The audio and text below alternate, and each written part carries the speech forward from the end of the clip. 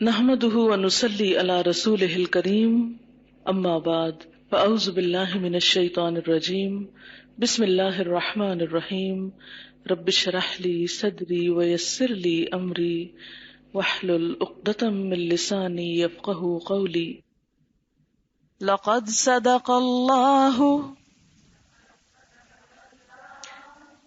یہ چونکہ کلاس ہے اس لیے اس میں کہلواؤں گی تو چھوٹے چھوٹے جملے بولوں گی، انشاءاللہ آپ ریپیٹ کر سکتے ہیں تاکہ آپ سب بھی بیچ میں شریک ہوں.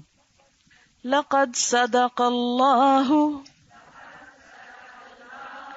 رسولہ الرؤیا بالحق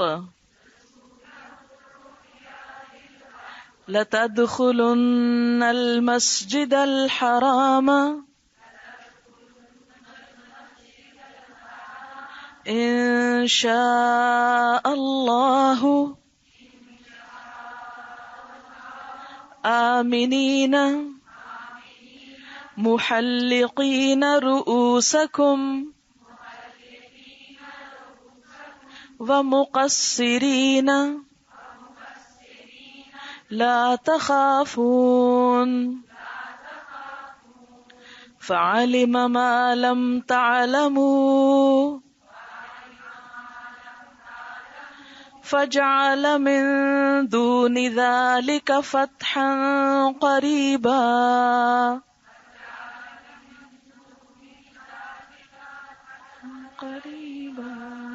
هو الذي أرسل رسوله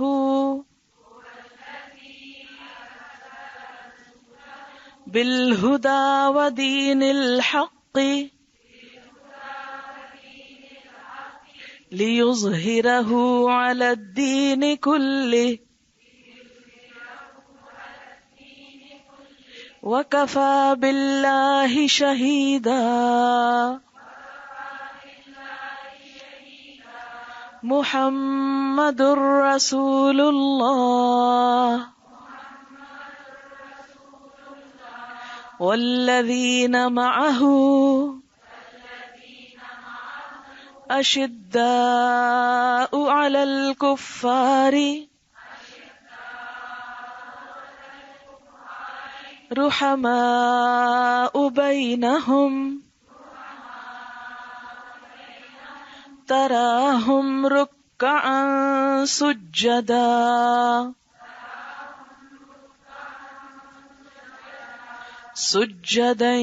يبتغون فضلا من الله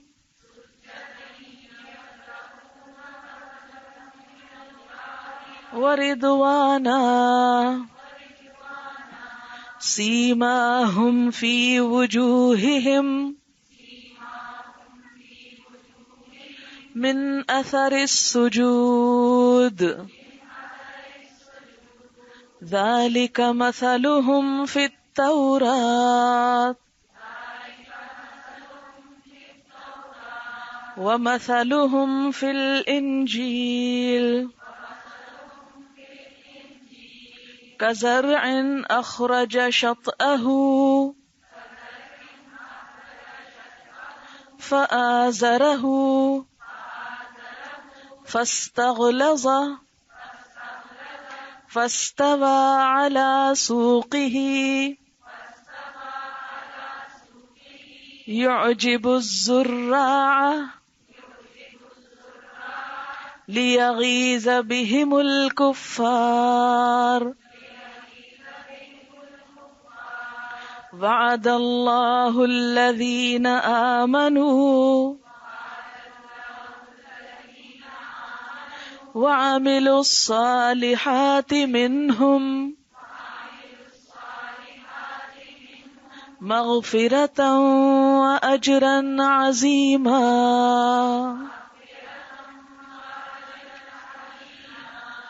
صدق اللہ العظیم.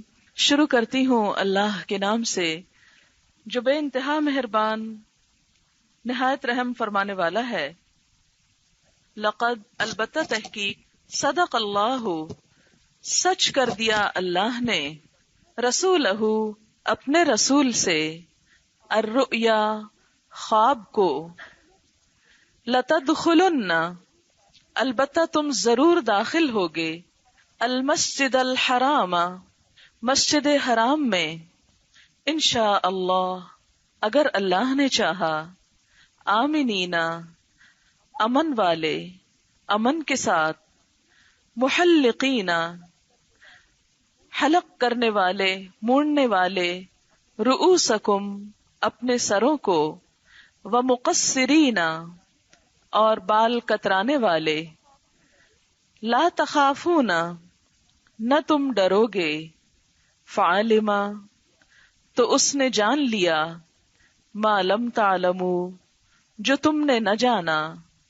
فجعلا، تو اس نے کر دی، من دون ذالک، اس کے علاوہ، فتحا قریبا، قریب کی فتح، هو الذی، وہ اللہ، وہ ذات ہے، ارسلہ، جس نے بھیجا، رسولہ، اپنے رسول کو، بالہدا، ہدایت دے کر، ودین الحق، اور دین حق دے کر، لیظہرہ، تاکہ غالب کر دے اس کو، علی الدین کلہ، تمام دینوں پر، وکفا باللہ، اور کافی ہے اللہ، شہیدا، گواہ، محمد الرسول اللہ، محمد صلی اللہ علیہ وسلم اللہ کے رسول ہیں، والذین معہ، اور وہ لوگ جو آپ کے ساتھ ہیں،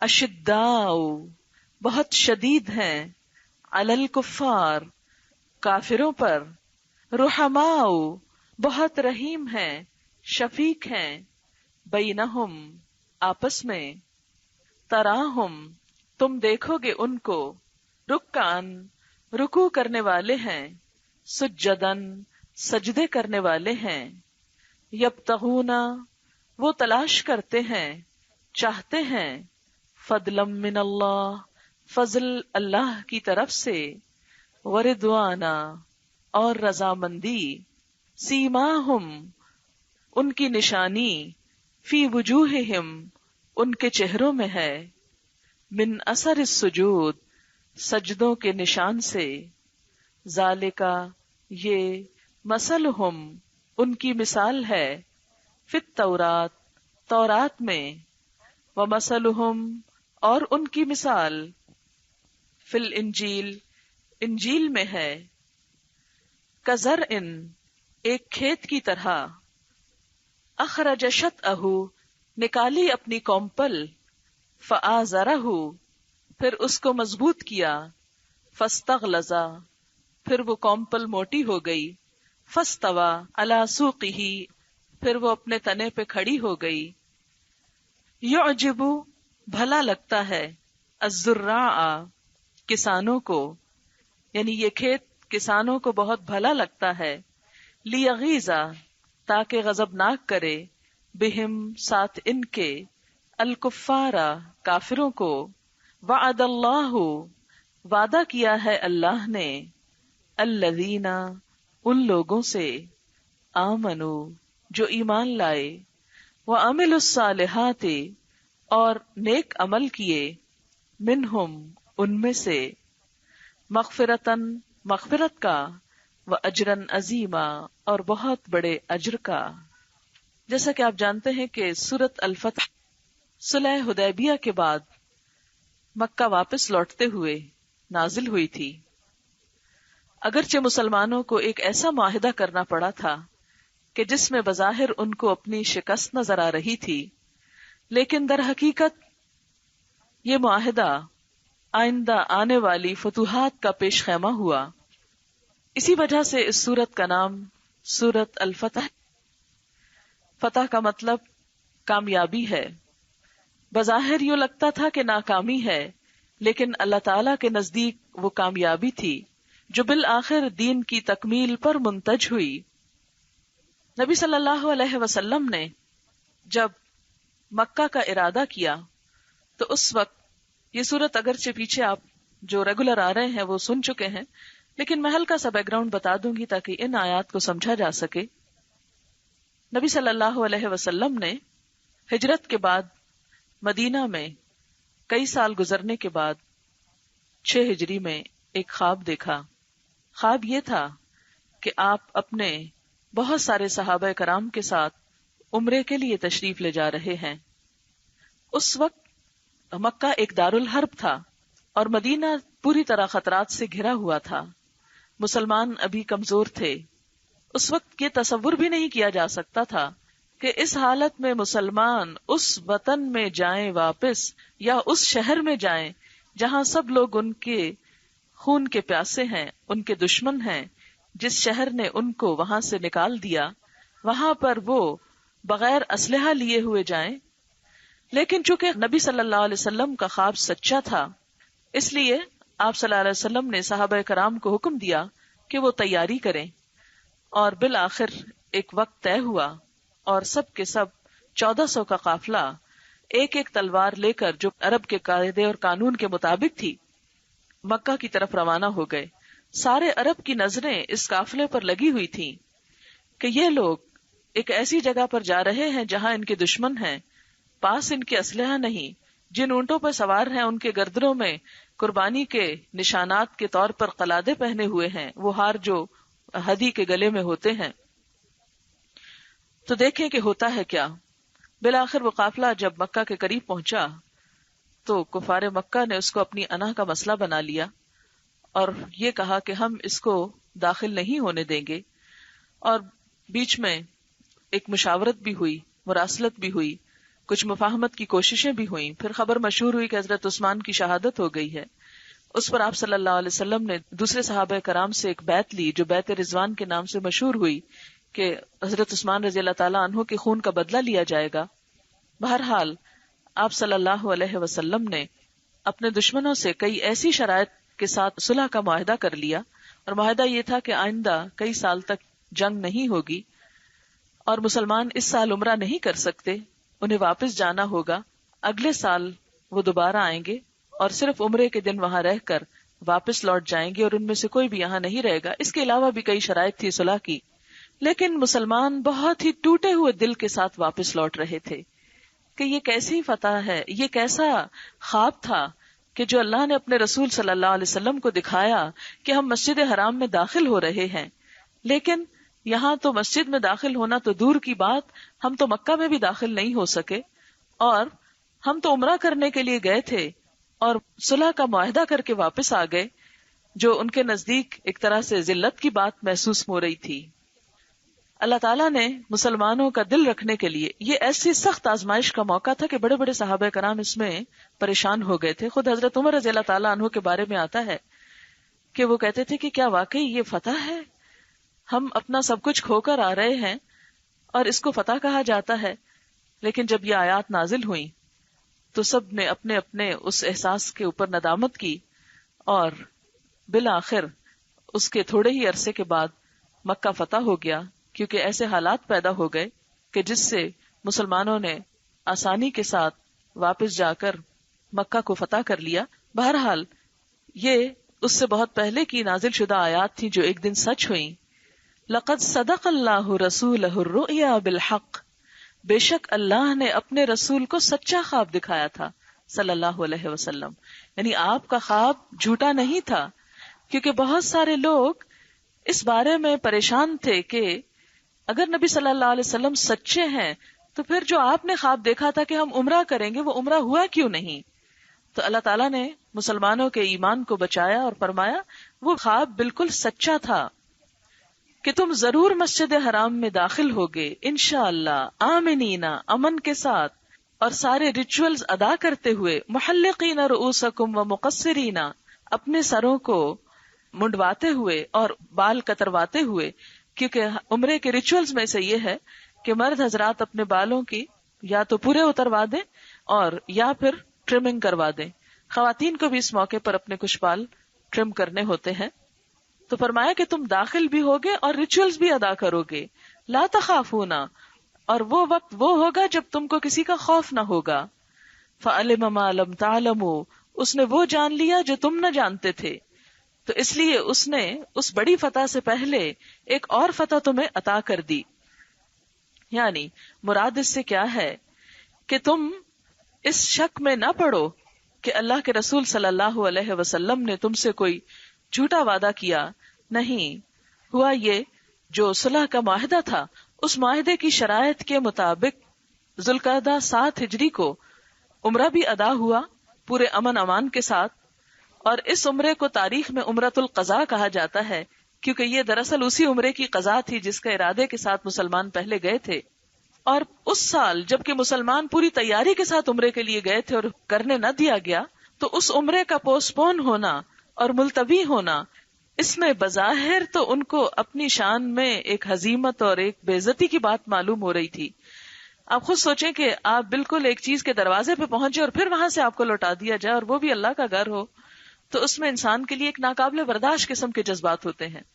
لیکن بہرحال اس میں بہت بڑی مصلحتیں تھیں، اور وہ سب سے بڑی مصلحت اس میں یہ تھی کہ قریش کے ساتھ جنگ نہ کرنے کا معاہدہ ہوا تھا.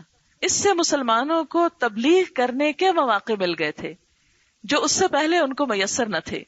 آپ دیکھیں کہ ہم یہ سمجھتے ہیں کہ شاید اسلام کا کام اور نیکی کمانے کے ذریعے صرف چند مخصوص ہیں، یا چند ریچولز ہیں، یا صرف جب دل چاہے تو جا کر عمرہ کر آنا ہے، یا جس عبادت کے لیے ہماری مرضی آ جائے وہ عبادت کر لینا ہے، اور شاید اس کے علاوہ کسی دوسرے کام کو کرنا عبادت نہیں. تو مسلمان جو کئی سال کے بعد پورے جوش خروش سے 6 ہجری میں عمرے کے لیے گئے تھے، جب وہ اتنے سالوں کے بعد وہاں پہنچے اور انہیں عمرے کے بغیر لوٹایا گیا، تو ان کے دلوں کے جذبات سب سمجھ سکتے ہیں. ہم خود بھی اس کیفیت کو محسوس کر سکتے ہیں کسی حد تک، کیونکہ ہمارے بھی جذبات خانہ کعبہ کے لیے وہی ہیں جو کسی اور مسلمان کے ہو سکتے ہیں. لیکن بتایا گیا کہ اس سال عمرہ نہ کرنے سے تمہیں ایک بہت بڑا فائدہ ہوا. فَجَعَلَ مِن دُونِ ذَلِكَ فَتْحًا قَرِيبًا، تمہیں حقیقت میں فتح نصیب ہوئی ہے. آپ دیکھیں کہ ہم فتح اس کو سمجھتے ہیں کہ جو کام ہم کرنا چاہتے ہیں وہ ہو جائے، حالانکہ اللہ تعالیٰ کے دین کے کام کے اپنے طریقے ہوتے ہیں، اپنی مصلحتیں ہوتی ہیں. بعض چیزیں ہمیں ناگوار ہوتی ہیں اور ہمارے لیے وہی بہت فائدہ مند ہوتی ہیں. قرآن پاک میں آتا ہے فَأَسَىٰ أَن تَكْرَهُوا شَيْئًا، دوسرے سپارے میں فَأَسَىٰ أَن تَكْرَهُوا شَيْئًا وَيَجْعَلَ اللَّهُ فِيهِ خَيْرًا كَثِيرًا، ہو سکتا ہے کہ ایک چیز کو تم ناپسند کرو اور اللہ تعالیٰ اسی میں بہت بڑی بھلائی تمہارے لیے رکھ دے. وَأَسَىٰ أَن تُحِبُّوا شَيْئًا، ہو سکتا ہے کہ ایک چیز کو تم بہت پسند کرتے ہو اور وہی چیز تمہارے حق میں اچھی نہ ہو. یہ معاملہ ہمارے ساتھ زندگی میں ہر روز پیش آتا ہے کہ بہت سی تمنائیں اور امیدیں ہمیں ٹوٹتی ہوئی نظر آتی ہیں، لیکن انہی میں ہماری ایک لانگ ٹرم بھلائی ہوتی ہے جس کو ہم ظاہر میں دیکھ نہیں پاتے، سمجھ نہیں پاتے. بعض اوقات دنیا کا مل جانا، دنیا کا حاصل ہو جانا، دنیا کا زیادہ ہو جانا ہم اپنی خوش قسمتی کی علامت سمجھتے ہیں، لیکن بسا اوقات اللہ تعالیٰ اس دی ہوئی نعمت کو واپس لے کر جو احساس جگاتا ہے ہمارا، جو ضمیر بیدار کرتا ہے ہمارے اندر، اور جو اپنا قرب عطا کرتا ہے، بسا اوقات وہ دنیا کے ملنے سے حاصل نہیں ہوتا. ہم فتح اور کامیابی، عزت اور ذلت کا معیار دنیا کو سمجھتے ہیں، حالانکہ اللہ کے نزدیک عزت کا معیار، کامیابی کا معیار دراصل آخرت کی کامیابی ہے. قرآن پاک میں بار بار یہ بات آتی ہے کہ جو وہاں کامیاب ہو گیا وہ اصل کامیاب ہے.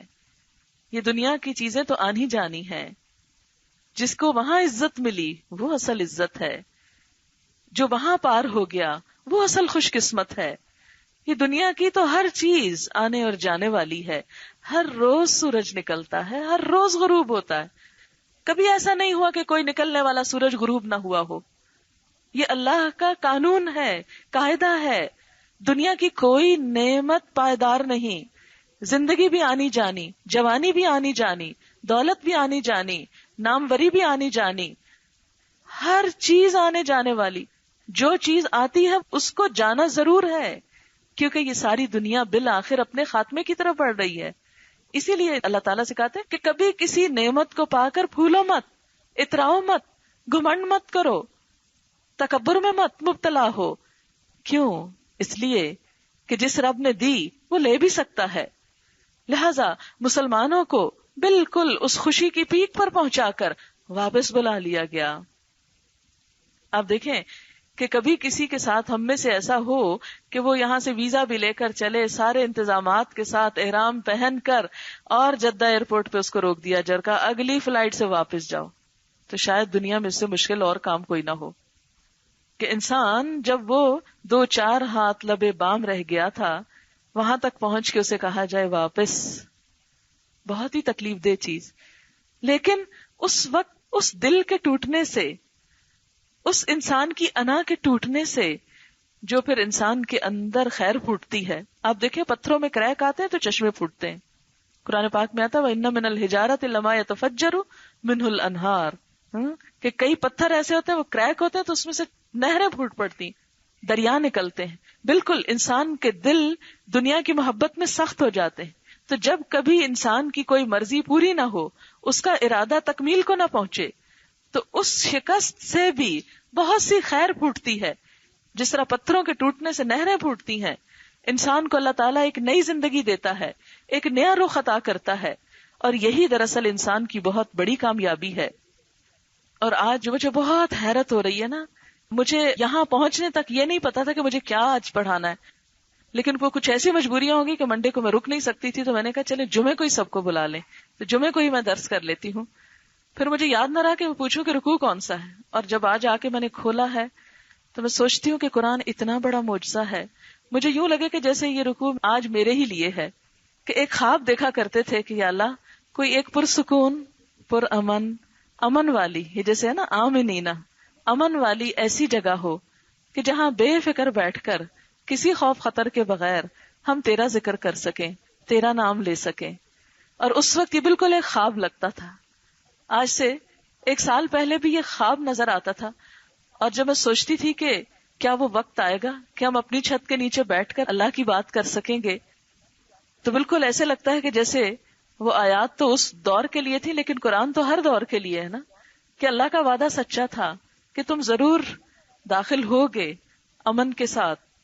اور یہ سب کچھ اللہ ہی کی طرف سے ہے، اللہ ہی کا انعام ہے، اس میں کسی انسان کا کوئی کمال نہیں. یہ اس کا احسان ہے کہ وہ ہم سے کوئی کام لے لے، لیکن اصل کام یہی ہے کہ هو الذی ارسل رسولہ بالہدی، اس نے اپنا رسول بھیجا ہدایت دے کر. یہاں اسلام کے لیے لفظ الہدا استعمال ہوا ہے، اور اس ادارے کا نام بھی اسی مناسبت سے رکھا گیا تھا کہ پیغمبروں کے آنے کا مشن بھی کیا تھا، ہدایت کو عام کیا جائے. اور ہدایت انسانوں کی نہیں، ان ہدی اللہ هو الہدی، بے شک اللہ کی ہدایت وہی اصل ہدایت ہے. اللہ کا یہ کلام ہدایت ہے، اللہ کے رسول صلی اللہ علیہ وسلم کو یہ دے کر بھیجا گیا.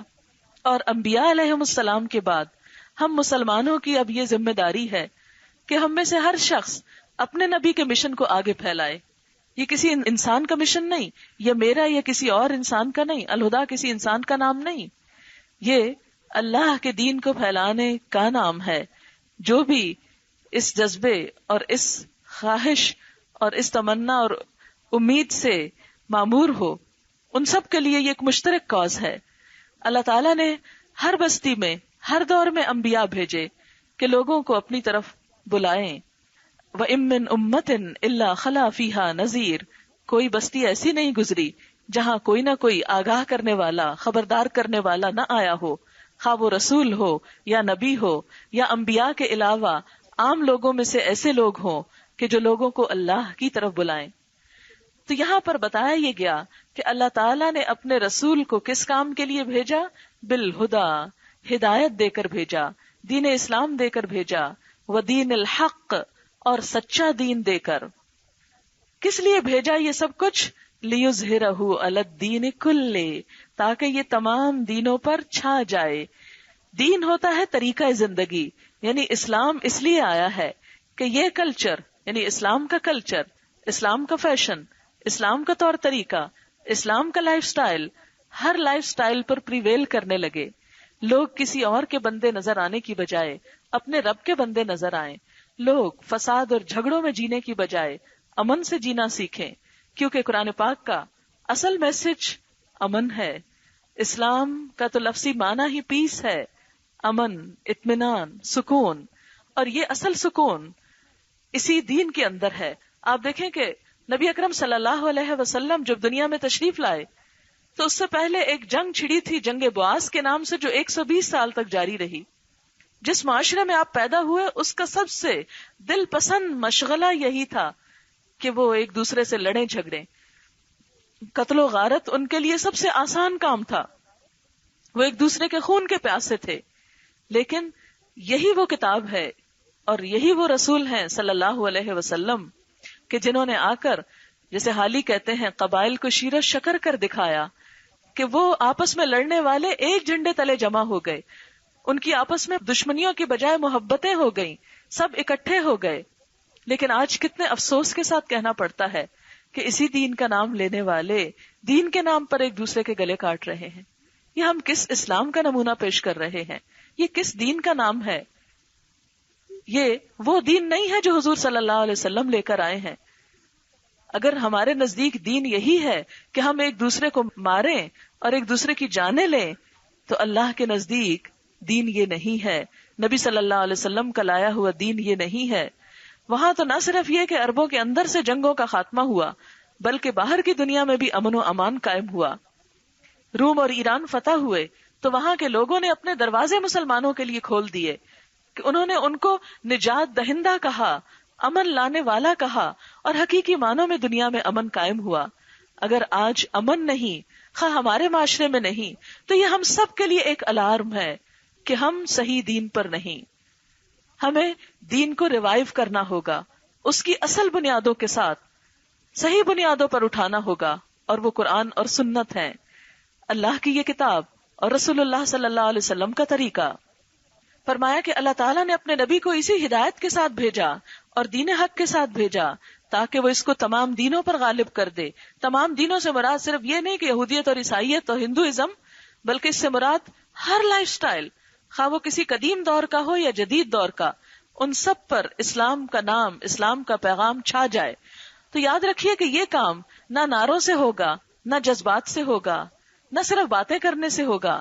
یہ کام تو کام کرنے سے ہوگا. کیا کام؟ وہی کام جو ابتدا میں نبی صلی اللہ علیہ وسلم نے کیا. وہ کیا تھا کہ لوگوں کو تعلیم دی تھی، اس کتاب کی تعلیم کو عام کیا تھا.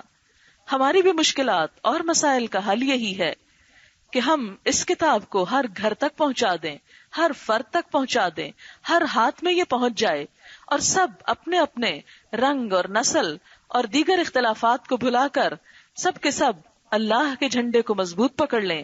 جیسے کہ قرآن پاک میں آتا ہے وَاعْتَصِمُوا بِحَبْلِ اللَّهِ جَمِيعًا وَلَا تَفَرَّقُوا، اور سب مل کر اللہ کی رسی کو مضبوطی سے پکڑ لو. اور اللہ کی رسی کیا ہے؟ اللہ کی رسی حدیث پاک میں ہے کہ یہ قرآن ہی اللہ کی رسی ہے، اور جو اس کو پکڑے گا وہی اصل راہ پر چلے گا. اور جیسا کہ قرآن پاک ہی میں آتا ہے وَأُوحِيَ إِلَيَّ هَذَا الْقُرْآنَ لِأُنذِرَكُمْ بِهِ وَمَنْ بَلَغَ، کہ میری طرف یہ قرآن وحی کیا گیا ہے تاکہ میں تم کو اس کے ذریعے خبردار کروں، اور جس کو یہ پہنچ جائے اس کا کام یہ ہے کہ وہ بھی آگے خبردار کرے.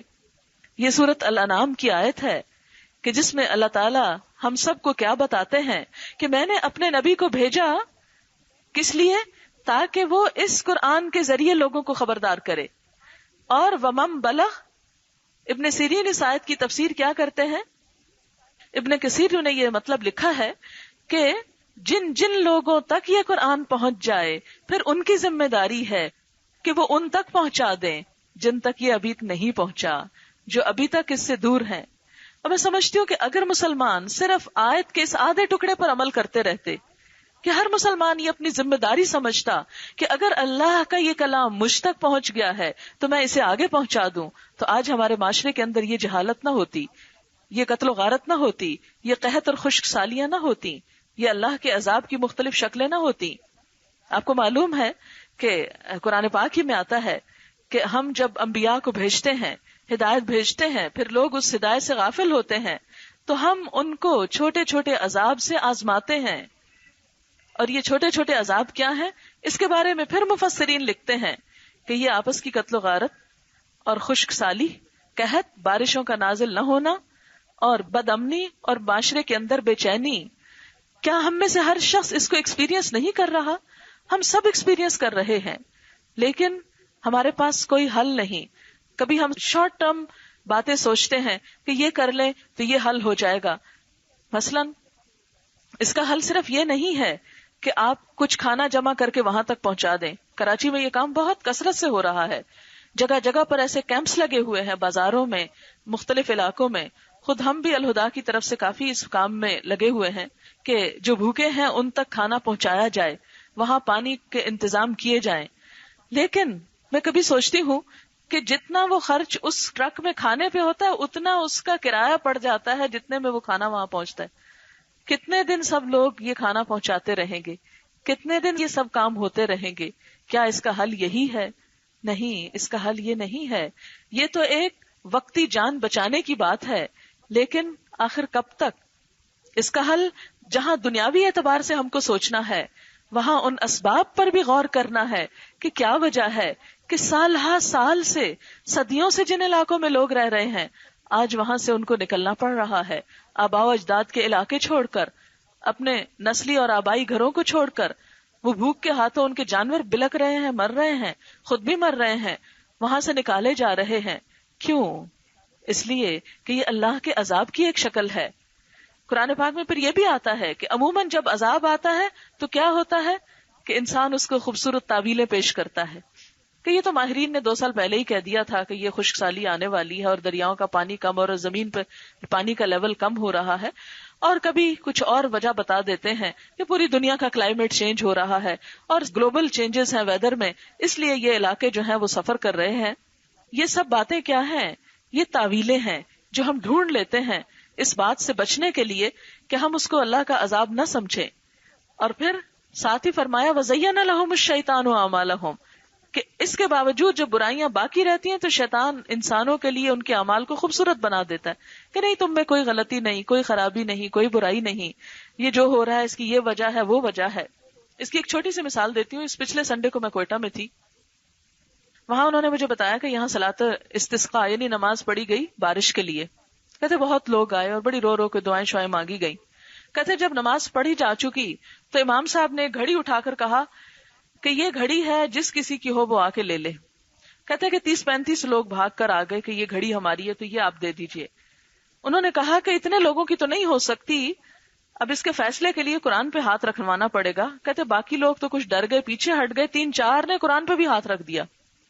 تو امام مسجد نے کہا یہ گھڑی میری اپنی ہے, میں تو صرف یہ دیکھ رہا تھا کہ تمہارے اندر ایمان کتنا ہے. یہ ہمارے اعمال ہیں. مسجدوں کے اندر جائے نمازوں کے اوپر کھڑے ہو کر ہم جھوٹے قرآن اٹھانے کو تیار ہو جاتے ہیں. تو جس قوم کی بدعمالیوں کا یہ حال ہو, پھر اس پر اللہ کی رحمت کی بارش آخر کیسے برسے؟ کیا اللہ کا غضب نہ ٹوٹے؟ جہالت اتنی ہے کہ بے شمار لوگوں کو کلمہ تک نہیں پڑھنا آتا. انٹیریئر سندھ میں ہماری اپنی اسٹوڈنٹس گئیں اور انہوں نے جب ٹریول کیا تو ایک بستی پہ راستے میں انہوں نے روکا اور نماز پڑھنی چاہی. تو انہوں نے کہا کہ ہم بستی کے اندر گئے, اس بستی کا نام بھی انہوں نے مجھے بتایا تھا, وہ عجیب سا نام تھا, میرے ذہن سے نکل گیا.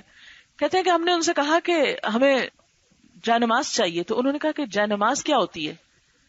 جائے نماز نہیں نکلی وہاں سے. پھر انہوں نے کہا کہ ہمیں صرف اتنا بتا دیں کہ قبلے کا رخ کیا ہے. تو انہوں نے کہا کہ ہمیں یہ بھی نہیں پتا. کہتے کہ اس بستی میں لوگوں کو یہ نہیں پتا تھا کہ قبلے کا رخ کس طرف ہے, اور کہنے کو کیا ہے وہ مسلمان شمار ہوتے. جب خانہ پوری ہوگی نا کہ پاکستان میں کتنے ملین مسلمان ہیں تو ان کے نام مسلمانوں میں لکھے جائیں گے.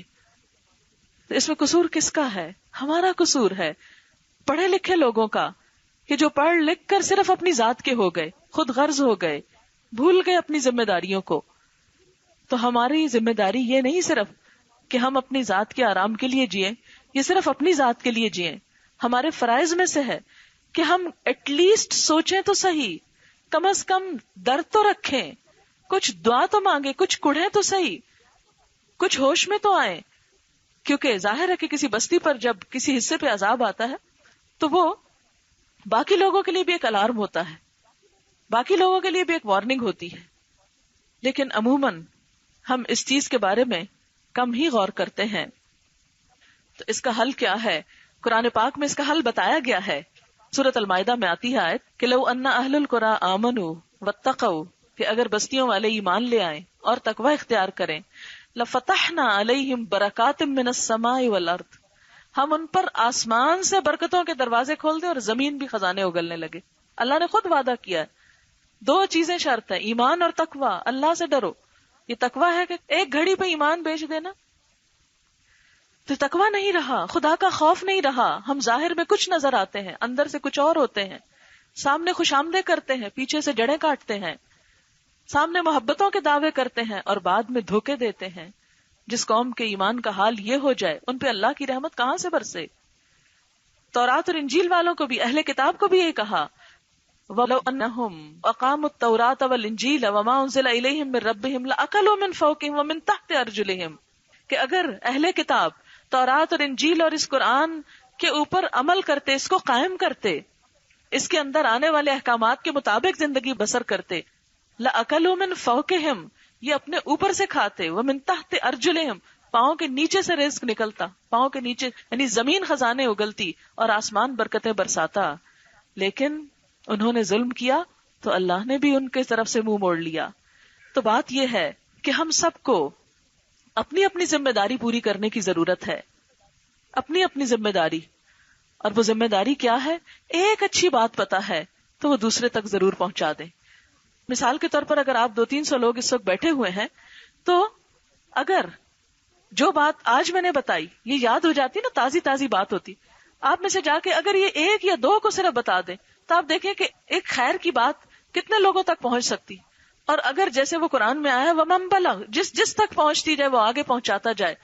نبی صلی اللہ علیہ وسلم کے زمانے میں نہ ریڈیو تھا، نہ ٹیلی ویژن تھا، نہ لکھنے کی کتابیں تھیں، نہ نیوز پیپرز تھے، نہ ٹیلی فونز تھے، نہ کمیونیکیشن کے دوسرے ذرائع تھے، نہ سڑکیں تھیں، نہ تیز رفتار گاڑیاں اور جہاز تھے.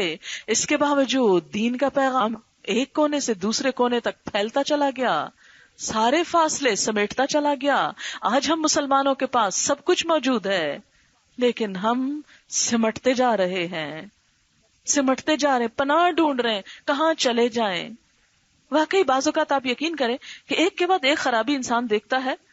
اور کل سے تو جب سے میں نے اس قتل کا واقعہ سنا تو چونکہ اتفاق کی بات ہی کہ میں اس کے بالکل قریب ہی اپوا کالج میں فیڈرل بی ایریا میں درس دینے کے لیے گئی ہوئی تھی. میں درس دیا ہے 9:15 سے 10:30 کے درمیان، اور وہاں سے قریب ہی گزر کے میں آئی ہوں. تو وہ بہت فیلنگ ایسے ہوتی ہے نا جب آپ قریب ہی ایسے علاقے سے گزرے جہاں پر ایسی واردات ہوئی ہو، تو آپ محسوس نہیں کر سکتے جو میرے اندر ایک تڑپ تھی. ایک تو عالم دین کو قتل کیا گیا اور ایک بے گناہ قتل کیا گیا. اور دوسری بات یہ کہ عالم دین کا قتل جو ہے یہ دین کی توہین ہے، یہ مذاق کی بات نہیں ہے، یہ دین کی توہین ہے. اللہ کے نشانات کو مٹانا، ٹھیک ہے کسی انسان کے اعمال سے آپ کو اختلاف ہو سکتا ہے، کوئی بھی انسان معصوم نہیں، فرشتہ نہیں، لیکن شاعر اللہ کا احترام، کہ وہ لوگ جو دین کا نام لیتے ہوں ان کا احترام. اور اگر تم لوگ احترام نہیں کر سکتے تو ایٹ لیسٹ جینے تو دو، ان کی جان تو بخشو. یہ سب کچھ اسلامی جمہوریہ پاکستان میں ہو. اتنا میرا کل دل اتنا آوازار تھا، یعنی کہ فرسٹ ٹائم ایسا ہوا کہ میرے دل کی ایسی کیفیت تھی، میں کہتی تھی یا اللہ، جس معاشرے کے اندر اس قدر سنگ دلی پھیل چکی ہے، تو کیا یہ وہی وقت تو نہیں کہ جب کہا گیا کہ لوگ اپنا ایمان بچانے کے لیے پھر پناہ لیں گے پہاڑوں کی طرف، کہ اس وقت انسان کا بہترین سرمایہ اس کی بکریاں ہوں گی، کہ جسے لے کے وہ کسی پہاڑ کی طرف نکل جائے اور جا کے وہاں پناہ لے لے اپنا ایمان بچانے کے لیے. کہ جہاں بیٹھو، کہیں سے گزرو، آپ کسی مجلس میں بیٹھو، آپ ایمان نہیں بچا سکتے. لوگ آپ کو چھوڑتے نہیں، غیبت پہ غیبت کیے چلے جاتے ہیں. آپ کسی کے ساتھ معاملہ کرو تو اس میں بدگمانی شامل ہے، کسی کے ساتھ معاملہ کرو وہاں حسد شامل ہے، کہیں کوئی دھوکہ دے رہا ہے، کہیں کوئی خیانت کر رہا ہے، کہیں حرام مال کمایا جا رہا ہے، کہیں کچھ ہے کہیں کچھ. میں سوچتی تھی یا رب، تیرے دین سے دوری کا ایسا طوفان ہے، ایسی گمراہی ہے کہ انسان بازو کا سوچتا ہے کہ کہاں پناہ لے لے، کہ جہاں کم از کم اپنا ایمان تو بچا کے نکل جائے. اور بالکل میری ایسی فیلنگ تھی کہ وہ وقت جیسے حدیث میں آتا نا کہ ایمان ایک انگارے کی طرح ہو جائے گا، کہ ہاتھ میں اٹھاؤ بھی تو مشکل، پھینکو بھی تو مشکل. لیکن بہرحال مایوس تو نہیں ہونا. میں اس سے ٹریول کر رہی تھی شام کو، پھر مجھے بیٹھے بیٹھے وہی بات یاد آئی ایک ابابیل کی، یا اس پرندے کی، کہ جب حضرت ابراہیم علیہ السلام کو آگ میں ڈالا گیا، بہت بڑی آگ بھڑکا کے، تو اس وقت ایک پرندہ اپنی چونچ میں ایک قطرہ پانی بھر کے جا رہا تھا. کہانی تو معلوم نہیں سچی ہے یا نہیں، لیکن مجھے بہت اچھی لگتی ہے. چھوٹی سی چونچ میں ایک قطرہ پانی لے جا رہا تھا اس آگ کو بجھانے کے لیے، کہ میں اپنا فرض ادا کروں، یا اللہ میری چونچ بس اتنی ہے، اس میں ایک قطرہ ہی پانی آتا ہے، صرف ایک قطرے کی گنجائش ہے، ایک قطرے کی. تو اگر اس معاشرے کی بھڑکتی ہوئی آگ میں ہم سب اپنی چونچ کا صرف ایک قطرہ ڈال دیں، بلغوا انی ولو آیا، آگے پہنچاؤ صرف ایک آیت، ہم نہ ہو بہت بڑے مفسر، نہ ہو بہت بڑے محدث، نہ ہو بہت بڑے علامہ، اللہ کے رسول صلی اللہ علیہ وسلم نے تو کیا بتایا، بلغوا انی ولو آیا، آگے پہنچا دو، خواہ ایک آیت ہو، ایک آیت بھی دوسرے کو دے دو، تمہارا فرض ادا ہو جائے گا۔ اگر آج ہم مائیں ہی اپنے فرض ادا کرتی، اپنے بچوں کے اندر دین ایمان کی جوت جگاتی، تو کیا ہمارے معاشرے کا یہ حال ہوتا؟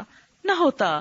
لیکن بات یہ ہے کہ کارواں کے دل سے احساس زیاں جاتا رہا، ہمارا حال تو یہ ہو گیا کہ ہمارے دل سے نقصان کا احساس بھی جا چکا ہے، جس طرف ہم جا رہے ہیں ہمارے دل میں یہ بھی احساس باقی نہیں رہا کہ ہم غلط کر رہے ہیں۔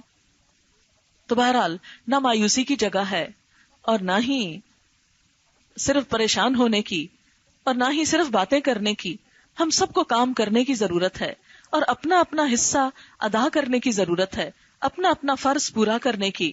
اور جب تک اس معاشرے کے اندر اویئرنیس نہیں ہوتی، احساس بیدار نہیں ہوتا، ضمیر نہیں اس کا جھنجھوڑا جاتا، یہ غفلت سے نہیں جاگتا، کیونکہ اصل مشکل یہ غفلت سے جاگنا۔ جب تک ہمیں یہ احساس نہ ہو کہ ہم نقصان میں جا رہے ہیں، ہماری دنیا تو جو خراب ہو رہی ہے سو ہو رہی ہے، ہماری آخرت بھی خطرے میں ہے، جب تک یہ احساس نہ ہو اس وقت تک انسان قربانی نہیں کر سکتا، اس وقت تک انسان آگے نہیں بڑھ سکتا۔ آگے بڑھنے والوں کی خصوصیات کیا ہیں؟ آگے کون بڑھا کرتے ہیں؟ ارشاد ہے محمد الرسول اللہ، محمد صلی اللہ علیہ وسلم اللہ کے رسول ہیں، یعنی جو اس پیغام کو آگے پہنچانے والے۔ جیسا کہ یہاں پر آتا ہے کہ هو الذی ارسل رسولہ بالہدی، وہ اللہ جس نے اپنا رسول ہدایت دے کر بھیجا۔ وہ کون ہے؟ اللہ کا رسول۔ اس ہدایت کو جب انہوں نے آگے پہنچایا تو حال کیا ہوا؟ ایک ایسی جماعت وجود میں آئی، ایسا گروہ وجود میں آیا، ایسے صحابہ کرام جن کی خصوصیات قرآن میں کچھ یوں بیان کی گئیں، والذین معہ اشداء علی الکفار، وہ لوگ جو آپ کے ساتھ ہیں وہ کفار کے مقابلے میں بڑے شدید۔ یہاں شدید سے مراد دہشت گرد نہیں ہے، شدید علی کا عربی ڈکشنری میں اگر آپ معنی دیکھیں تو اس کا مطلب ہوتا ہے کسی کی بات قبول نہ کرنے والا، کسی کے رنگ میں نہ رنگنے والا۔ اشداء علی الکفار کا مطلب کیا ہے کہ کافروں کے کلچر کو اپناتے نہیں، کافروں کی بات قبول نہیں کرتے، دین اور ایمان میں ایسے مضبوط ہیں کہ دوسری کوئی بات ان پہ اثر کرتی نہیں، اللہ کے رنگ میں یوں رنگے ہوئے ہیں، صبغت اللہ میں، یعنی صحابہ کرام کی صفت کیا تھی کہ صبغت اللہ میں ایسے رنگے ہوئے کہ کسی غیر مسلم کا، کسی دوسرے دین والوں کا کوئی بھی اثر قبول نہ کرنے والے۔ اشداء علی الکفار رحماء بینہم، آپس میں رحیم اور شفیق، آپس میں مہربان، آپس میں ایک دوسرے کے دوست۔ یہ ہے سچے مسلمانوں کی صفت۔ سچے مسلمان قوم جو بیرونی کلچر کو نگیٹ کریں، ریفیوز کریں، اور ان کے سامنے سخت ہوں، ان کی ہاں میں ہاں نہ ملاتے چلے جائیں، اور آپس میں رحیم اور شفیق، ہمدرد، مہربان، ایک دوسرے کا ساتھ دینے والے۔ آج ہمارا حال کیا ہے؟ آپس میں ایک دوسرے کے گلے کاٹنے والے اور غیروں کے سامنے یس سر کرنے والے، بالکل الٹ ہو گئے ہیں۔ پھر سچی مسلمانی کہاں باقی رہی؟ قرآن تو کچھ اور کرائیٹیرین دے رہا ہے، اور ہم اپنے اعمال کو دیکھیں، اپنے معاشرے کو دیکھیں تو کچھ اور نظر آ رہا ہے۔ اشداء علی الکفار رحماء بینہم تراہم رکعا سجدا، تم دیکھو گے ان کو رکوع کرتے، سجدے کرتے۔ ان کی خصوصیت کیا ہے کہ وہ اللہ کی عبادت کے شوقین، ان کے اندر عاجزی، رکعان کا مطلب بہت زیادہ رکوع کرنے والے، اور رکوع عاجزی کی علامت ہے، جھکنا، بینڈ کرنا۔ یعنی اگر وہ کفار کے مقابلے میں شدید ہیں تو ان کے اپنے اندر کیا ہے؟ عاجزی ہے، نرمی ہے، بچھے جاتے ہیں۔ جیسا کہ قرآن پاک میں ایک اور جگہ پر آتا ہے، یا ایھا الذین آمنوا من یرتد منکم عن دینہ، اے لوگو جو ایمان لائے ہو، تم میں سے جو بھی اپنے دین سے پھرے گا، فسوف یأتی اللہ بقوم، تو ان قریب اللہ ایک ایسی قوم لے آئے گا، یحبہم ویحبونہ، وہ ان سے محبت کرے گا اور وہ اس سے محبت کرتے ہوں گے. یحبہم ویحبونہ، یعنی تم اگر اللہ کے دین کا کام نہیں کرو گے تو اللہ تم کو لے جائے گا اور پھر ایسے لوگ پیدا کرے گا جن سے اللہ محبت کرے گا. یعنی ان کے اندر ایسی صفات ہوں گی جن کی وجہ سے وہ اللہ کے محبوب بندے ہوں گے اور ان کے دلوں میں بھی اللہ کی محبت ہوگی. اللہ کا دین کسی کا محتاج نہیں، کسی کا ضرورت مند نہیں، کسی کے علم کا، کسی کی قابلیت کا، کسی کی ذہانت کا، کہ ہم سوچیں کہ ہم جیسے قابل بندے یہ کام نہیں کریں گے تو یہ دین آگے نہیں پھیلے گا. نہیں، یہ تو اللہ کا پیغام ہے. 1400 سال سے یہ روشنی پھیلتی چلی آئی، یہ آگے بھی پھیل جائے گی. ہماری خوش قسمتی ہوگی اگر ہمارا اس میں کچھ حصہ شامل ہو گیا، ورنہ یہ دین ہمارا محتاج نہیں. یحبہم ویحبونہ، اذلۃ علی المؤمنین، مومنوں کے ساتھ بہت ہی نرم مزاج. اذلہ ذلیل کی جمع ہے، جیسے ذلیل اردو میں ذرا مختلف معنی، مراد یہ کہ بچھے ہوئے، عاجزی رکھنے والے، ایک دوسرے کے کام آنے والے، ہمدردی کرنے والے، خیر خواہی کرنے والے، ایک دوسرے کے مددگار. عزتاً علی الکافرین، کافروں کے مقابلے میں سخت. یجاہدون فی سبیل اللہ، وہ اللہ کے راستے میں جہاد کرتے ہوں گے. ولا یخافون لومۃ لائم، اور کسی ملامت کرنے والے کی ملامت سے نہ ڈریں گے. کہ اللہ کے دین کا کام کرتے ہوئے طرح طرح کے نصیحت کرنے والے آ جاتے ہیں. کچھ اپنا خیال کرو، اپنی صحت کا کرو، بچوں کا کرو، اپنے کاروبار کا کرو، کیا ہو گیا تمہیں، اٹھتے بیٹھتے بس اللہ ہی اللہ کیے چلے جا رہے ہو، تمہارا تو دماغ ہی چل گیا ہے، تمہیں تو کچھ اور سوچتا ہی نہیں. کتنا حسین تھا، کتنا بہترین تھا تمہارا مستقبل دنیا کا، تم کن چکروں میں پڑ گئے ہو، کن قربانیوں میں چل پڑے ہو. نہیں، لا یخافون لومۃ لائم، اللہ کے ایسے بندے جن سے اللہ محبت کرتا ہوگا، وہ اللہ کے دین میں، یجاہدون فی سبیل اللہ میں، جہاد کے راستے میں کسی کی ملامت کی پرواہ نہیں کریں گے کہ کون کیا کہہ رہا ہے، نہ کسی کی تنقید کی، نہ کسی کی گالیوں کی، نہ کسی کے پروپیگنڈے کی. نہیں. اور اللہ تعالیٰ کیا فرماتے ہیں، ذالک فضل اللہ، یہ اللہ کا فضل ہے، یؤتیہ من یشاء، عطا کرتا ہے جس کو چاہتا ہے. اور اللہ تو بڑے فضل والا ہے. تم بھی اپنے آپ کو اس قابل بناؤ کہ تم پر بھی اللہ کا فضل ہو جائے. اور یہاں بھی اہل ایمان کی یہی صفات بتائی گئیں. رحماء بینہم تراہم رکعا سجدا یبتغون فضلا من اللہ ورضوانا سیماہم فی وجوہہم من اثر السجود. ان کے چہروں پر سجدوں کے آثار نظر آئیں گے. اس سے مراد ضروری طور پر وہ نشان نہیں جو گوشت میں پڑ جاتا ہے، اسکن میں نظر آنے لگتا ہے. مراد یہ ہے کہ ان کے چہروں سے خدا کا خوف ٹپکتا ہوگا، ان کے چہروں سے انسانوں کے لیے محبت اور نرمی اور ہمدردی ٹپکتی ہوگی. کیونکہ جو لوگ اللہ سے محبت رکھتے ہوں وہ لازمی طور پر اللہ کے بندوں سے بھی محبت رکھتے ہیں، وہ ان کی خیر خواہی چاہتے ہیں. فرمایا ذالک مثلہم فی التوراۃ، ان کی یہ مثال تورات میں بیان کی گئی ہے. ومثلہم فی الانجیل، اور ان کی مثال انجیل میں یہ ہے. کیا مثال ہے؟ کزرعن، ایک کھیت کی طرح، اخرج شطأہ، جو سب سے پہلے اپنی چھوٹی سی کمپل نکالے. شط کہتے ہیں اس حصے کو جو بیج سے پھوٹ کے نکلتا ہے. کبھی آپ نے دیکھا ہوگا کسی دانے کو پھوٹتے ہوئے کہ سب سے پہلے کا حصہ جو ہوتا ہے اسے شط بولتے ہیں. اخرج شطأہ فآزرہ، پھر کیا ہوا، یعنی کھیت میں پہلے چھوٹی سی کمپل نکلی، پھر اس کو مضبوط کیا، فاستغلظ، پھر اور موٹا ہو گیا، اس کا تنا بڑھتا چلا گیا، وہ درخت پھیلتا چلا گیا. فاستوى علی سوقہ، ایک دن آیا کہ وہ اپنے تنے پہ جم کے کھڑا ہو گیا، وہ سایہ دار درخت بن گیا جس نے اوروں کو بھی اپنے نیچے پناہ دے دی. یعجب الزراع، کسانوں کو یہ منظر بڑا حسین لگتا ہے کہ جب ایک کھیتی تیار ہو جاتی ہے، جب ایک باغ تیار ہو جاتا ہے، جب اس باغ میں بہار آ جاتی ہے، جب وہ آباد ہو جاتا ہے.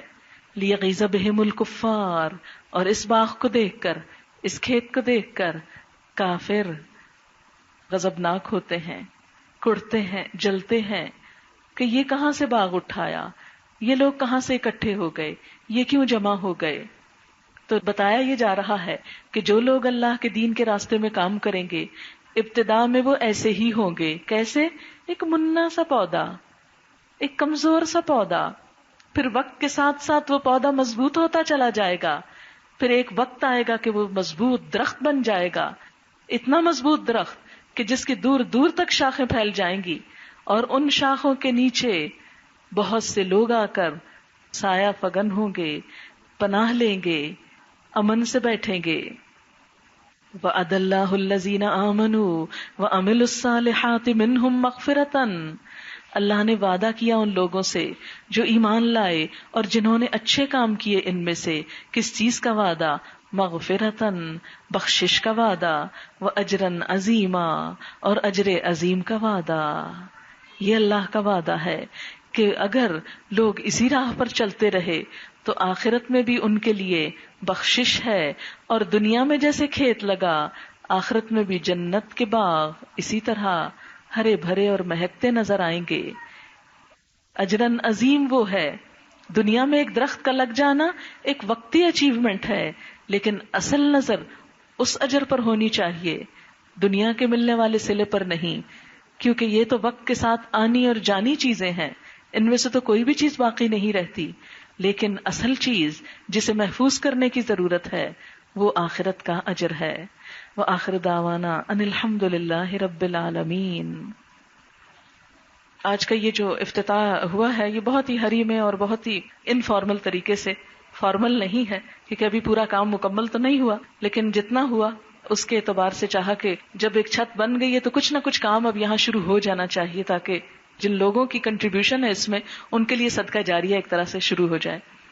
اور اس اعتبار سے میں سمجھتی ہوں کہ اتنا مناسب رکوع تھا کہ جس نے پورے میسج کو دوبارہ سب کے لیے تازہ کر دیا ہے کہ ان ساری عمارتوں کا اور ان ساری باتوں کا مقصد ایک ہی ہے، اور وہ کیا ہے کہ اللہ کے رسول صلی اللہ علیہ وسلم کا لایا ہوا دین حق پوری دنیا کے اندر پھیل جائے، اور اس کے لیے لوگ کوشش کریں۔ اگر آپ کے ذہن میں کوئی سوال ہو تو آپ کر سکتے ہیں، کیونکہ مجھے لگتا ہے کہ سب لوگوں کے ساتھ انفرادی ملاقات نہیں ہو سکے گی۔ اگر کوئی بھی بات آپ پوچھنا چاہیں تو آپ پوچھ سکتے ہیں، کسی چیز کے بارے میں بھی۔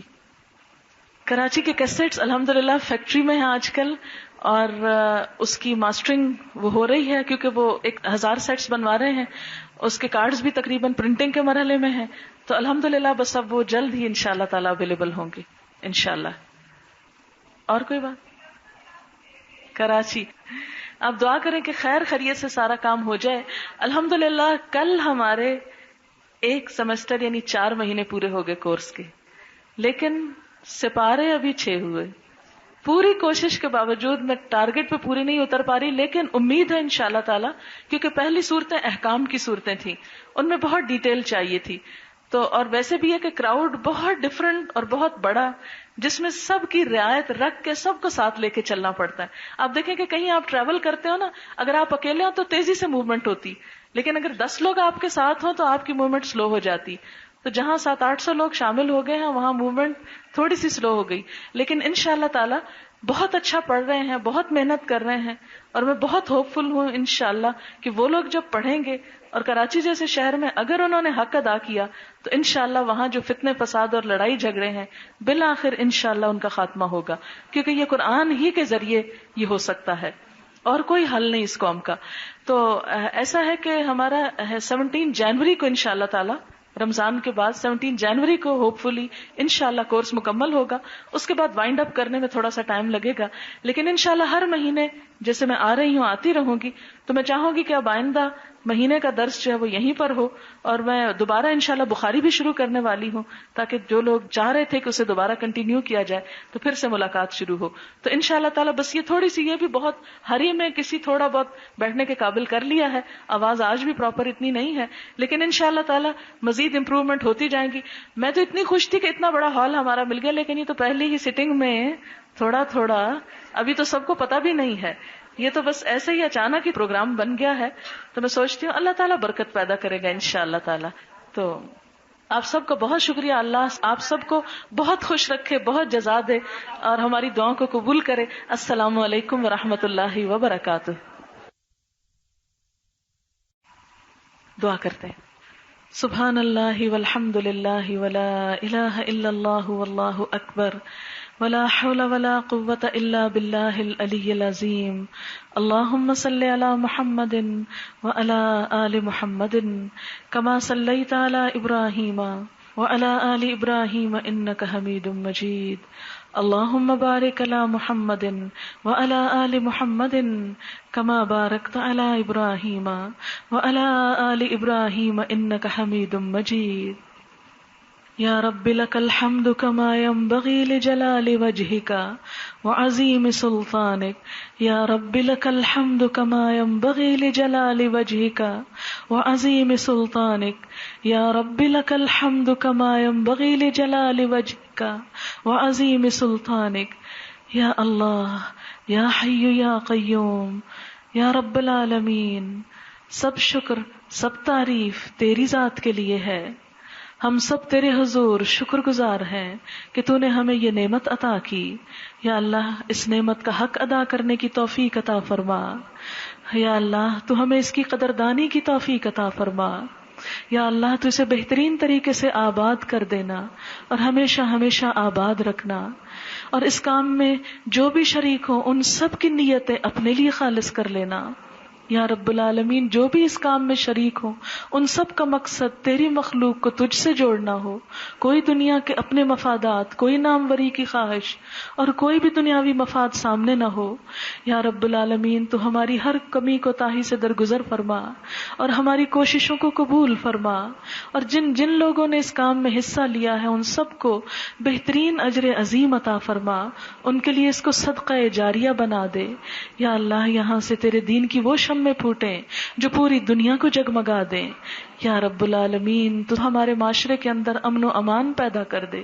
یا اللہ، مسلمانوں کے دلوں کو باہم جوڑ دے، ان کے اندر باہم محبتیں پیدا کر دے، نفرتیں اور عداوتیں ختم کر دے. یا رب العالمین، ہمیں اپنا قرب دے دے. یا اللہ، اپنی محبت دے دے، ہر کام کو محض اپنے لیے کرنے کی توفیق دے دے.